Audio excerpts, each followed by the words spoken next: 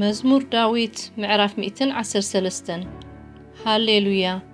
አቱም ባሮት እግዚአብሔር አመስግኑ ንስም እግዚአብሔር አመስግኑ ስም እግዚአብሔር ካብ ሕጂ ንዘለዓለም ይባረኽ ካብ ምብራቕ ፀሓይ ክሳዕ ምዕራባ ስም እግዚአብሔር ይመስገን እግዚአብሔር ኣብ ልዕሊ ኩሎም ኣሕዛብ ልዑል እዩ ክብሩ ኸኣ ኣብ ልዕሊ ሰማያት እዩ ነቲ ኣብ ላዕሊ ኣብ ዝፋኑ እተቐመጠ ናብ ሰማይን ናብ ምድርን አንቆልቁሉ ዝጥምት እግዚአብሔር አምላኽና ዝመስል መን እዩ ምስ መሳፍንቲ ምስቶም መሳፍንቲ ህዝቡ ኸቐምጦስ ንመስኪን ካብ ሓመድ የተንስኦ ንድኻውን ካብ ድኹዒ የልዕሎ ንመኻን ኣደቖልዑ ገይሩ ኣብ ቤት ብሓጎስ የንብራ ሃሌሉያ